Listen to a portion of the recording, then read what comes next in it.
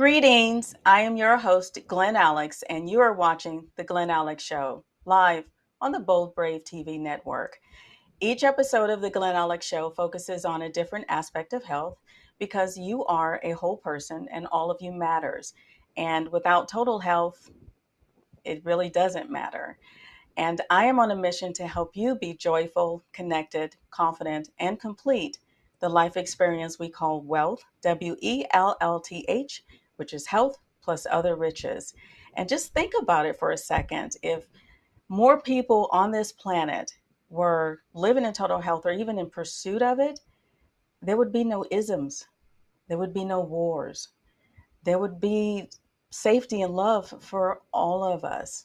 So I hope that sinks in and you join us on this path for total health. And this episode is, I'm excited about it. I think it'll be fun. It is about clearing your space. So please help me welcome Connie Ellefson, author of Clear the Space, Feel the Rush, to the Glen Alex Show. Hi, Connie. Hi, Glenn. Thank you for How? having me. Oh, you are so welcome. Thank you for making time. You're doing good today? Yes, it's great. Okay, great. Okay. How about you take a minute and just tell us who you are and what you do? Well, I'm Connie Ellefson, and I'm a civil engineer and a writer.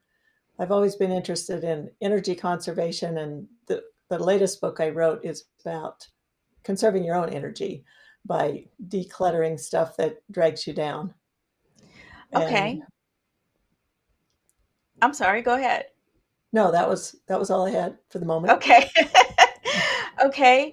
So tell us how you went from engineering to decluttering. Well, I'm still doing engineering, but now I do it at home instead of at an office.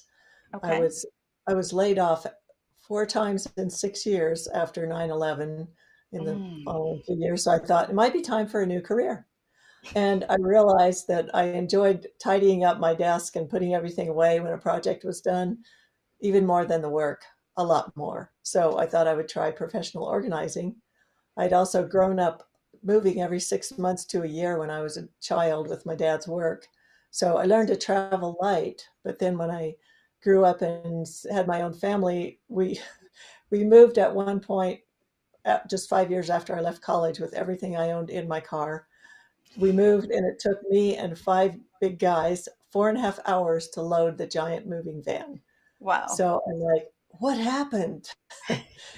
And I'd read these organizing books, and they'd say, do this, this, and this. And I'd do all their steps. I'd be all excited.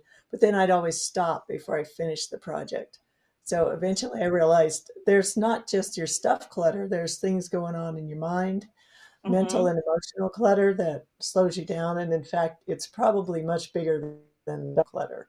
We just approach the stuff because we could see it easily. It looks like it's the culprit, but it might be something else. Okay. Very interesting. And how long have you been a professional organizer? Since 2008, off and on, yeah. 2008. Oh, long time. Yeah. Okay. Now, before we jump into anything, can you just define clutter? Because what I consider clutter, other people might consider decoration. Exactly. Yep. That's what one thing I learned early on when I was working with clients. I used to have this decorating book that would have all different styles from extreme minimalism to extreme decoration. And I'd say, look through this and see what appeals to you. Which of these interiors looks like your style? Because I didn't want to impose my style on them. And you're exactly right.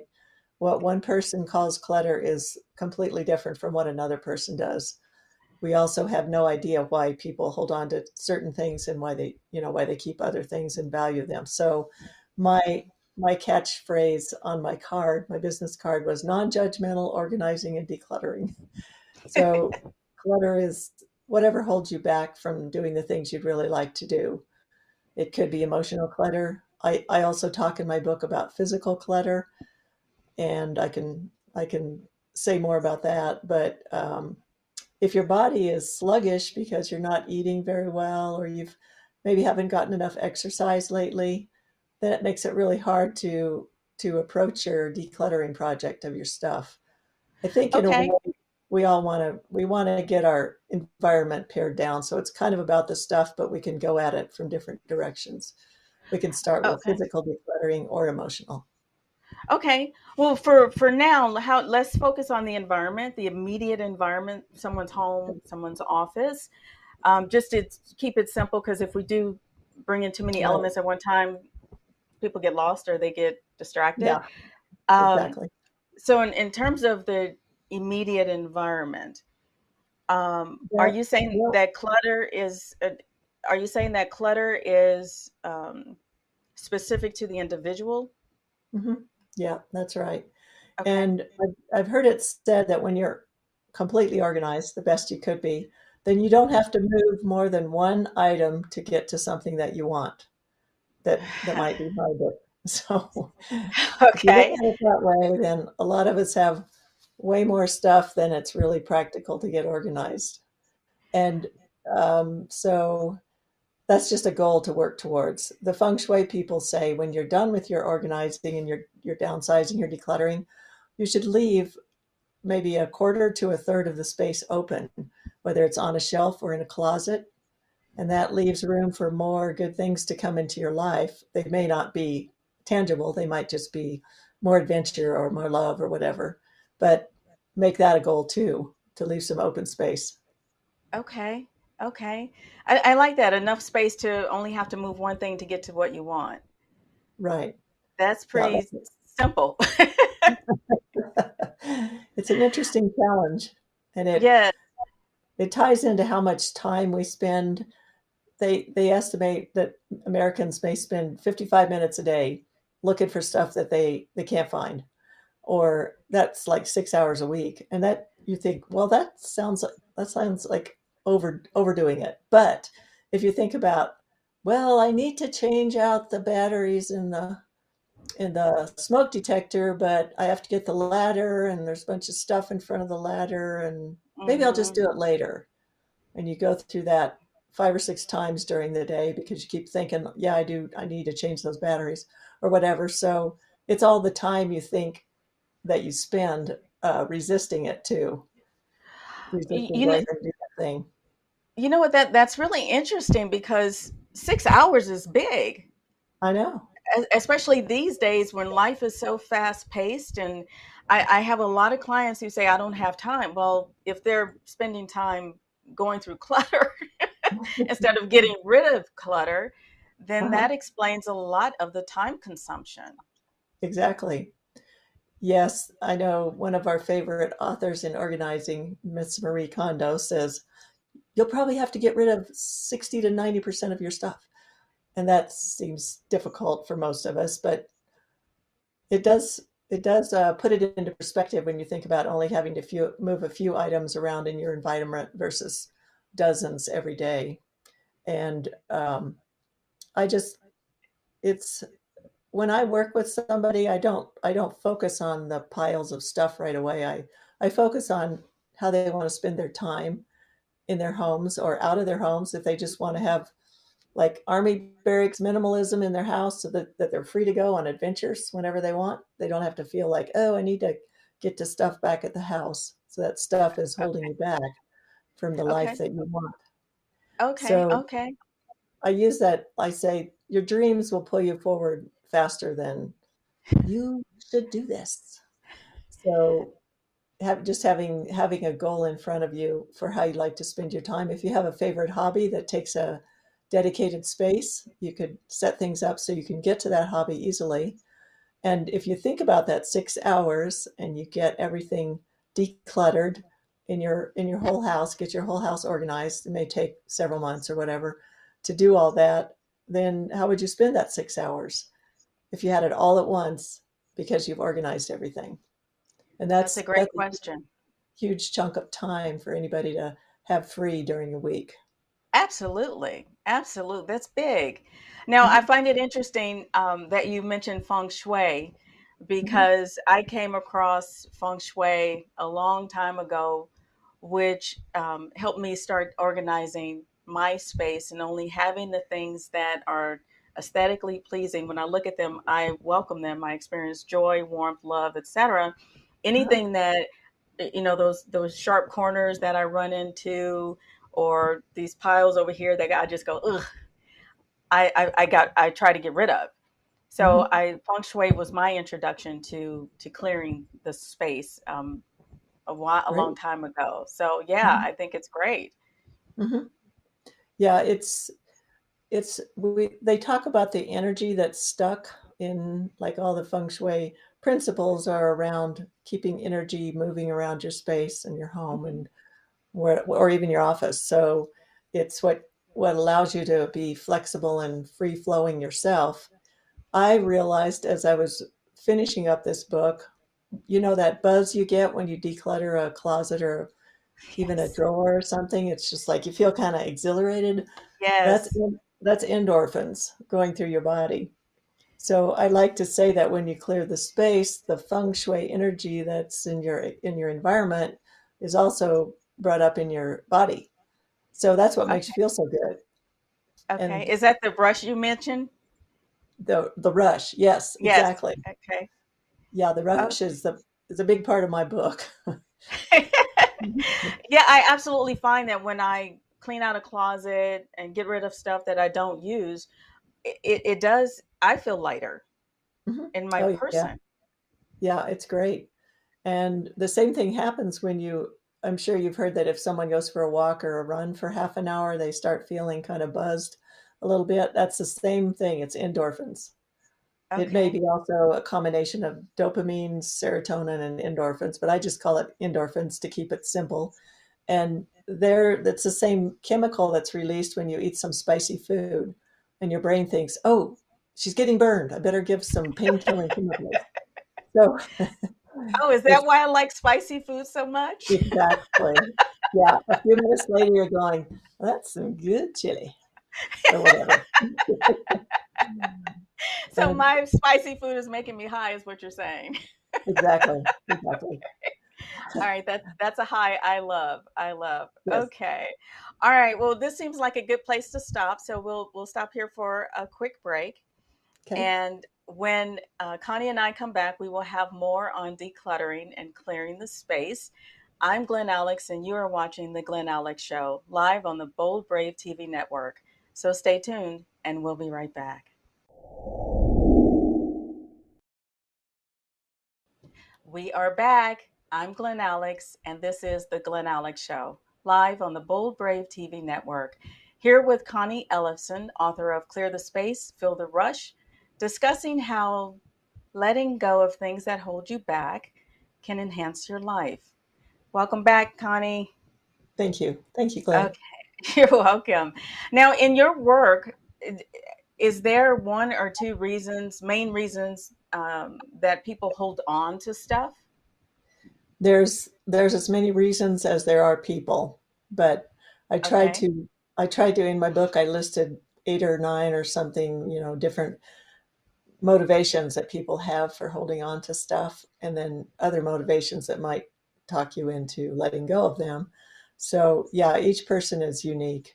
okay, And for me, it was I'm more like the opposite, where I was reluctant to have new things come in my life because I spent so many times moving that I didn't. I was always thinking about the next move, so I was reluctant to have things come in. But somebody else may feel super strong to a person that gave them this item, even if that person has already died. So they don't want to let go because they're afraid they'll lose the memory of that person if they let go of the item. okay, Or most of us have some kind of fear of the future, such as, what if I can't afford to buy that thing again? I know it's taking up space in my house, but what if I need it in the future? So that's all about fear. And okay, then grief is a thing too, where again you're holding on to things that somebody gave you, that you treasure that person, but maybe not the item so much. okay. So, sentimental reasons, Yes. fear, Hmm. just part of the grief process are some reasons that people hold on to stuff. Hmm. Okay. Do you find that some people hold on to stuff because they think it's an indication of their self-worth? Yes, exactly. Especially if it's something that's cost a lot of money. And I mean, there's another thing right there is embarrassment. I spent all this money on that thing, And even if it doesn't really serve me, I can't give it away because that means that I've been stupid. I've Okay. made a mistake. So Okay. for those people, I say, well, maybe better to pass it along to someone that can use it, and then you're not reminded of your bad choice. Right. Well, so how do you get your clients to see that there is a mental and emotional component to holding on to stuff? Because a lot of people that I deal with will just say, "Oh, because I like it," or Hmm. "because it looks nice there," when it's this deeper reason. Yeah, like I said, it's unique to each person, but I keep reminding them of their dream of how they want to spend their time and asking them if this particular thing is going to move that forward or if it's just going to stand in the way. And I like to have a couple of things that really sharpen your focus about what you love, which is one scenario is what if you were faced with the idea that you had to leave your home in an hour because the Mhm. fire was coming or the flood or whatever. You don't have to leave this minute, but you got an hour. Which items would you take and which would you leave behind? And that really crystallizes what you value the most in your household or your office. So when you put aside, if you take, say, you have a set of books, maybe there's 10 or 20 books. You say, I'm going to pick out my 10 favorites from this 20 set of books. And you put them on one side, and then you put all the other ones that weren't quite your favorite on the other side. Then it's super easy to see what you do treasure. And then the other stuff you say, yeah, I think maybe I could let it go, at Okay. least to the point of boxing it up where you don't see it for 6 months. And then if you haven't missed it in a 6 months or a year or whatever you feel comfortable with, some people need to think about it much longer than just 6 months. But if you haven't, brought it out or even thought about it, then you could go ahead and donate it at that point. But Okay. anything that helps you crystallize exactly what you do love and what you don't. I had an interesting experience this last summer. My family went out to Oregon. I live in Colorado, and we shopped at a cute store, and one of the women that was along got this gorgeous hat. It was like a blue straw hat, but it was just such a nice shape, and everybody that tried it on looked good in it. And I thought about my hats at home. I have four or five. I don't have that many, but some I've kept around for literally decades and never worn because I think, well, that would make a good gardening hat or something. But I could see just putting that one hat on one side and all my other substandard hats on the other side and saying, you're out of here. Okay. Because that one was so spectacular compared to the ones that were just sort of okay that it made it super easy to think about only having that one. And Okay. Okay. it would have filled all the purposes that I use hats for anyway. Right. Right. Well, I think that's a really good exercise. Is to Mhm. What would you take if you only had an hour to leave home? Right. I and I'm running through my mind of what I would take, and it's a pretty short list. Yeah. Yeah, It's a pretty it's short easy to list. figure out what you really love. Another way to do that that's maybe even more fun is what if you won the lottery, but for some reason you had to stay in the house that you're in right now? Which of the things that you have right now would you keep and which would you give away? Because you know very well that you can afford to buy a new one. So Oh, that's just a more fun way to do it. They're okay. both fun, but that's even more fun. Well, yeah, fantasizing about winning the lottery can be fun. Exactly. Okay, very good, very good. And and how do you, other than those two examples, those two activity examples you just gave,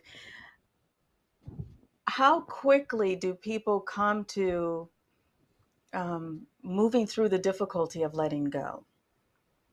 Sometimes it helps a lot to have someone to talk to about these items and reminisce about them. Hmm. Um, I'm sure heard you start with the things that have the least sentimental value to you.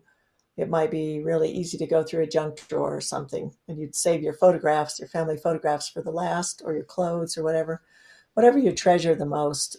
That would be the thing that do last. But again, if someone, it may be easy to do it with a family member, or it may be easier to do it with a friend or a professional organizer, somebody that's outside the family, because families tend to say, "Now, mom, really, why did you keep this for 40 years? Why?" And somebody that's outside, they're like, "I don't care about it at all. I'm just here to help you." So process it. And what most people find, certainly I do, is it starts out really slow. It's hard to get over that first hurdle. And then Yes.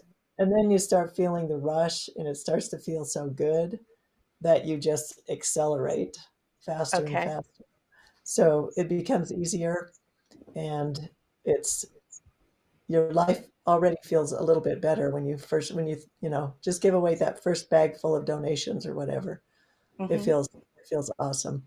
I'm really big into energy conservation. I Two of my other books that I wrote were about low water landscaping, xeriscape.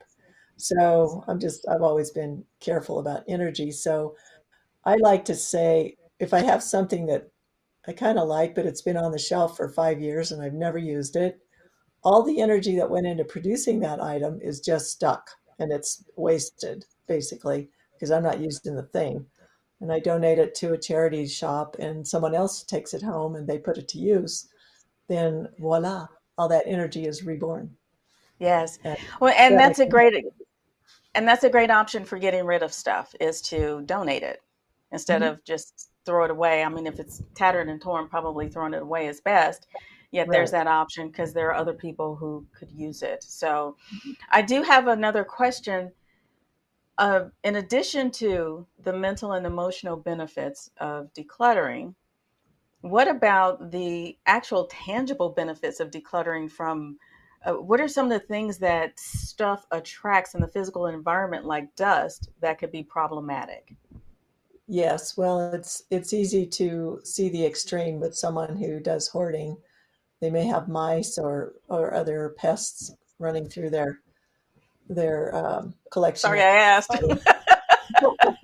Yeah, you didn't want to know. You do not want to know. And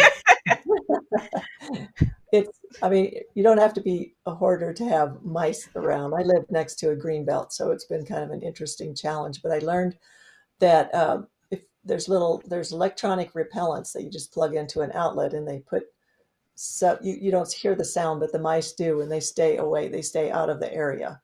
Okay. But those things don't work if they're blocked by things, if they're blocked by furniture or boxes or stuff. So that's a huge motivation to keep all that area cleared. Okay. And yeah, dust and mold and all kinds of things can grow if you're keeping around things that don't get moved or cleaned regularly. Yes, yes. That's And really I important. find that I find that when I'm cleaning out a space that I haven't been in or dealt with for a while, that I need to wear a mask Uh-huh. because the dust will affect my sinuses, which Yeah. will make me not feel well, and I don't like that. So I can just see that the stuff just sitting there Hmm. is attracting all of this stuff that's bad for our physical health, Right. let alone the mental Exactly. and emotional part. Uh-huh. Yeah, Okay. that's a great motivation because it's also much harder to clean when you have a lot of extra detritus that you're not using that's sitting there stagnantly, as you say. It's much easier for it to get dusty. Yes, So yes. that's another motivator I like to use. Okay, okay. And can you think of one other motivator or benefit of decluttering? Well, it reduces stress, and one of the interesting things that I noticed when I was doing research for my book is there was a study at UCLA that determined that women are much more bothered by clutter than men or older teenagers. Those groups tend to be okay with lots of things in their visual field, or they just like to see their belongings around them. I Okay. actually talked to a man in the post office one day. I just struck up a conversation and I told him about my book, and he said, "Well, I kind of like clutter." So, I mean, many people in many households, hundreds of thousands of households, have already learned what UCLA knows, but the cool thing about it is when you hear about it in a study, you say, "Oh, they're not just being annoying." It's a physiological fact. So Oh, that okay. just helps with your ability to, work with your family and try to come to a compromise. Like we'll keep the living room tidy at the end of the day, but you can do whatever you like in your private in your room. So it's good for your mental health and your negotiation skills, I should say. Okay, that is interesting because I did not know that. I was aware that men tend to be, and forgive me for overgeneralizing, men tend to Mhm. be more visual. Yeah. Um, but I didn't apply it to stuff. It's about the way that men can focus in on something just with a real narrow focus. And I'm sure you've heard that the connection between the right and left half of the brain for men is Hmm. not as large as it is for women. For women, it's larger. So they can take in stuff all around them and be thinking about a song and be they can they can multitask. I'm not gonna Yes, I'm not gonna say yes. they can't because we're doing it all the time. But men, they're much better at focusing. So even if they're bothered by the clutter, if they're focused on watching a show or reading a book or whatever, they're not seeing it. Okay. They're not aware of it. So I think that fits into the whole situation, the whole paradigm. And we need both kinds of people. We need people that can focus and we need people that Mhm. can be aware on a broad spectrum. So Absolutely. they're both valuable. Okay, absolutely. And that's a great segue into viewers' questions that we'll get into in the next segment. But for now, it's time to take another quick break.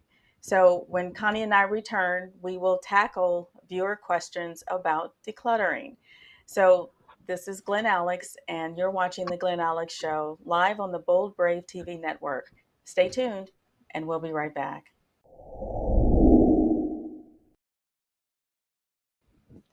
Welcome back. I'm your host, Glen Alex, and you are watching The Glen Alex Show live on the Bold Brave TV network.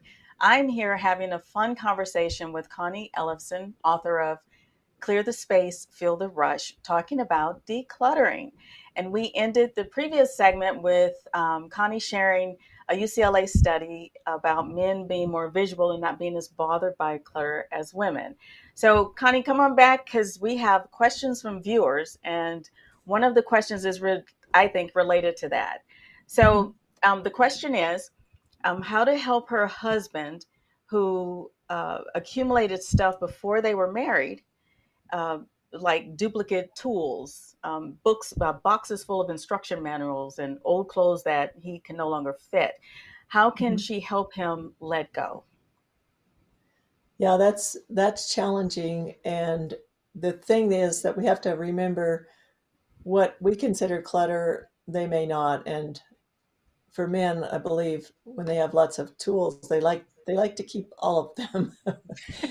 So for you, you might love books. So you don't need to downsize your books if you adore every one of them. But perhaps you could make a deal with him that you'll go through some of the old manuals, especially stuff that he doesn't have anymore. Neither of you have the item anymore. Certainly, you could get rid of the manuals, and you could also probably get rid of the most of the manuals for stuff you do have, since you could get them online. Okay. But make a deal with we'll leave your tools alone, or if we can go through them if you want to. But if he's the kind of person that has a soft heart for charitable donations, he could think about donating some of those to Habitat for Humanity, Mm, or because they sell items and then they put them to use with building homes for people that don't have the money to have okay. their own home. Great idea. So something that appeals to his sense of taking care of others is always great. But you can also do something like we'll collect all the tools, and Marie Kondo is famous for this. We'll collect all the screwdrivers, for example, and we'll lay them out, and then you can decide, husband. I'm Hmm. not going to decide for you, but Okay. do you really need 15, or could you just make do with 5? Or we'll put one all around everywhere in the house where we might want to have one handy. And then Okay. um, you know just use your head and always be kind. Okay, okay. And how about getting him to get rid of old clothes that he can no longer fit?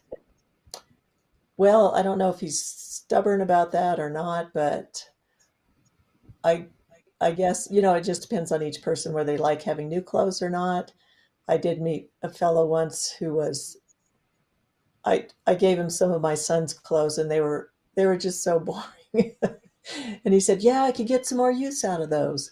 Again, it's the same thing. It's focusing on what someone else could use that would really help them, and the kind of things that you don't like to spend time on. Maybe you don't need 6 paint shirts because you never do any handyman stuff or whatever.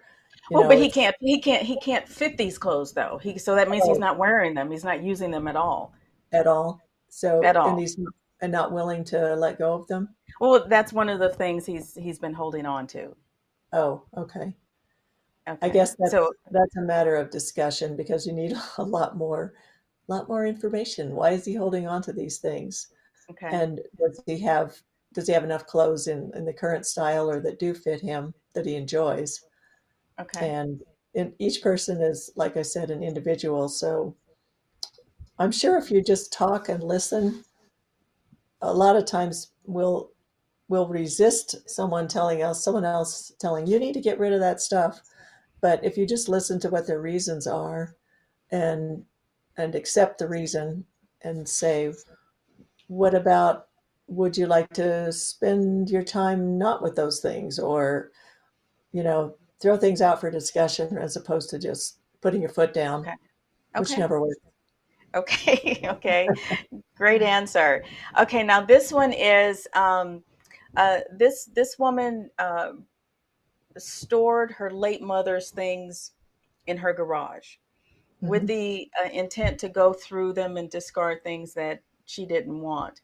Uh-huh. Um, she hasn't gotten there yet. So the things that Right. she needs that are in the garage are behind the stuff, the mother stuff. So she wants Exactly. to know how can she work on this in her spare time because she works, has a full life, Hmm. and there's a lot of extra time. So what are some tips for her? It sort of depends on how how much she treasures those items. If No, she it's wants to get rid of them. She just hasn't gone through the process of discarding them. yeah, But I think at this point now it seems daunting because they've yeah. been there so long. Well, that's a nice place to hire a professional organizer because Okay. they can quickly help you, or you may just give them some guidelines and say, if you find anything that's like a letter or some kind of a personal memento, save that. And if you don't, whatever is, and you could give broad categories. I don't need any small lamps or furniture or anything. I don't need any clothes or, whatever. They can help you process it much more quickly. Or Okay. you could get a friend to help you do it too. It's sometimes it's just a matter of having somebody else there to kind of hold your hand. And then there are services that will come and pick up everything that's left, and they will donate whatever they can. Sometimes they have their own online stores so they can sell the stuff. They'll charge you a fee to take all this stuff away. Whatever they can't recycle or donate or sell, they'll take to the dump. So Okay. they're handling it all for you. Okay. And Okay. it's a huge relief to have these people show up and say, do this, do that. And Okay. in terms of That taking her own time to do that, it might be worth the cost to okay. have somebody else take it away for you. Okay, because that's her 6 hours. Yes, exactly. Okay. Okay, excellent, excellent. Okay, so now this question is about downsizing. Hmm. This woman is retired. She's planning to downsize and move into a smaller home in the next 2 to 3 months. Uh, where to start with personal memorabilia with her kids, grandkids, from Hmm. her profession, her career, her husband's career? Where does she start? Hmm. It to some extent it depends on whether she's retired or not, She or is if she's retired. okay. So she could throw out all the stuff from her career. let me let me just give her permission to do that. Um, Okay. I worked with a woman several weeks, like once a week for a couple hours with some paperwork and several boxes of paperwork that had been with her work. And we ended up recycling almost all of it. Each time we go through a box, most of it went into recycle. And finally, after a few weeks of this, I called her and I said, I noticed you haven't scheduled me for another session. Did you just decide to stop on it for a while? And she said, well, I realized we were throwing most of it away, so I figured I could do that myself. And I Okay. said, yes, you go. Okay, she got it. And yes, there's one of the techniques I describe in my book is called tapping, emotional freedom technique. Hmm. I don't know if we discussed that before, but you can even tap on these things that are hard to let go of, and you could say things like, it's really hard for me to let go of this. I somehow I feel anxious about it, and you keep describing for Yes. 4 or 5 minutes what the bad side of it, like what's holding you back, and then you can switch over to something more positive. I know it's difficult, but I'm pretty sure I can handle it. I'm a very intelligent person, and I want to spend my retirement time doing fun things instead of looking at all this paper or all these mementos. Okay. Okay. And that's actually very helpful because my guest in January 2022 is an EFT expert, and Oh, she great. used it to overcome her own traumas, and I Uh-huh. started using it for my own stuff. So that's a great idea, is to tap on it to help let go. Hmm. Yep. Okay. Okay. It works on Well, everything. okay. So one other question. This woman, she has a hard time letting go of cards, birthday cards, anniversary cards, Mother's Day Mhm. cards. She feels like she needs to hold on to them. What would you say to her? Well, don't feel bad because I hold on to those things too. And I think they don't take up that much space in the overall scheme of things. I I did have one of my relatives gave me the exact same card 2 birthdays in a row with the Ah, same message on it. So I'm like, yeah, I think I can let go of one of these. But sometimes I use them, especially holiday cards, I use them for decoration for packages. Like okay. uh, That's a good idea. put them to different uses. I ended up with some paintings that my mom and stepdad had done, and some of them are not quite good enough to frame. I can't donate them without framing them. So I decided I would cut them up into rectangles and use them for greeting cards. So I could pass along just little pieces of the beauty that my mom and stepdad created without, I still feel like I'm putting it to use so that Okay. someone else can enjoy it. So she could get creative with using those cards for some decorative thing, or, you know, make piles of how many she's got from each person, and maybe then just narrow down the size of the piles. I was going to say for the previous person that had mementos from families and stuff to do the same thing, decide each person is going to have one shoebox or one, an Mm. inch. They're going to have 2 inches vertically. That's all they get. So I'm Okay. going to I'm going to narrow it down to just that amount of space, and Oh, just figure out some way to make it fun for yourself and not feel like a terrible chore. okay. Wow, that's a great idea. That's pretty creative. Okay, Thank so you. one more question. Sure. Um, the mother of a 10-year-old, they have all of his toys still Hmm. Yeah. from 10 years. How can she let those go? Because they're all attached to them, they're sentimental. The child is, or the mom. Oh, that's a Uh, good question. I don't know the distinction. Yeah, that's another one. I mean, kids are really good about out of sight, out of mind, Okay. unless they're at the opposite end where they treasure every single little thing.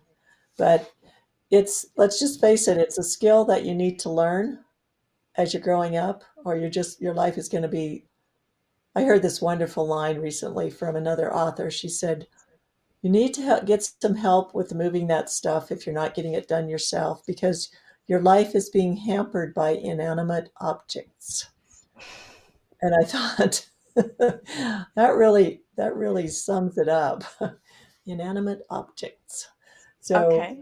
this child, unfortunately or fortunately, he needs to learn how to let go of things too, just like we all do. So again, the same thing. Pick out your favorites or think of somebody that you'd love to give it away to, that it feels good or whatever. So it's not, maybe it's not going to be the same thing for each type of category, but it's still a valuable skill to learn.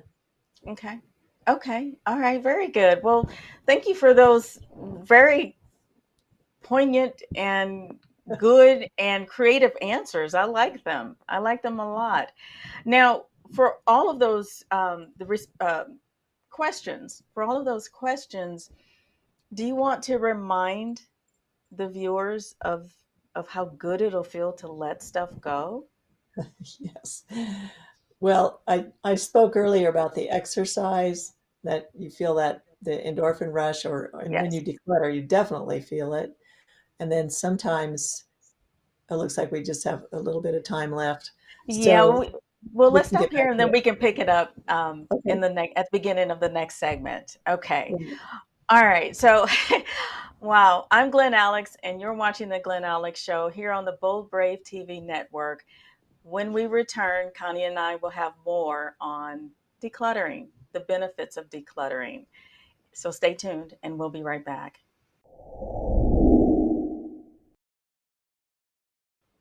Welcome back. I'm your host, Glen Alex, and you are watching The Glen Alex Show, live on the Bold Brave TV network. I am here with Connie Ellefson having a really fun conversation about decluttering. And so, Connie, I want to thank you for all of your wisdom and information. And tell us, what is the one nugget or takeaway you want viewers to have?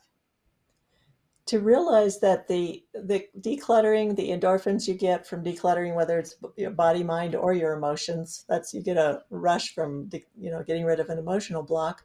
It's actually good for your immune system. I was fascinated by an experiment that Dr. Joe Dispenza did with a group of 120 people, where he asked them over the course of 4 days in a seminar to spend 30 minutes a day being happy, like putting themselves into a high emotional state.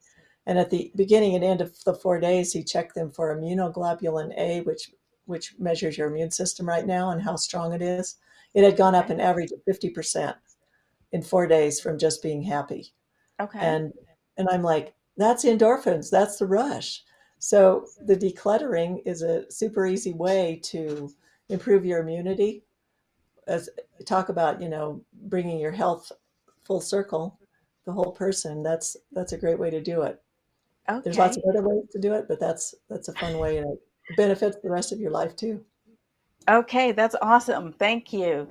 Now, how can someone contact you if they want to work with you, want a consultation? Yes, my website is easy to remember. It's clearthespace.com, just like the title, CLEARTHESPACE.com. I'm also available on Facebook, LinkedIn, YouTube, and TikTok. I've been making a bunch of TikTok videos. That's my dream, is to move more into video. So I'm getting there. And Okay. yeah, it's pretty Okay. easy. And where is your book available for purchase?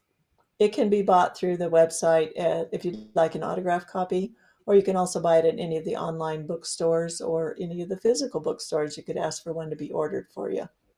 Okay, great. All right, everybody, go for the autographed copy. That's always cool to have. Okay.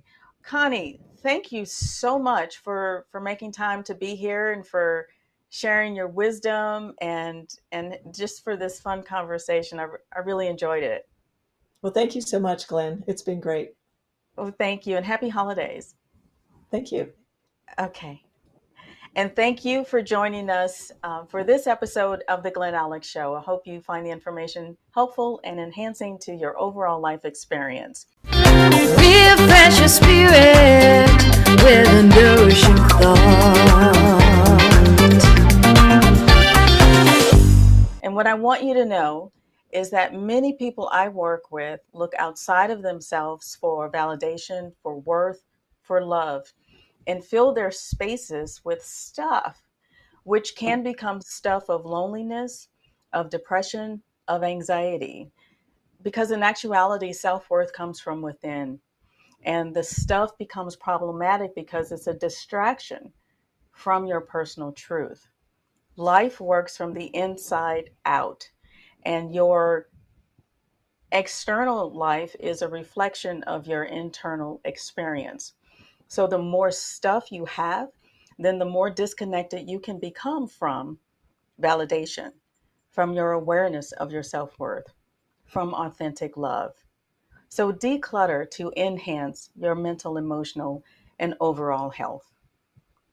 And for more information on mental and emotional health, please visit glenalex.com and check out my award winning book, Living in Total Health, which is a great gift for yourself and for your loved ones. And tune in to the Glen Alex Show next week on the Bold Brave TV network for more information on health. And until next time, be well. Joyful, connected, confident, complete.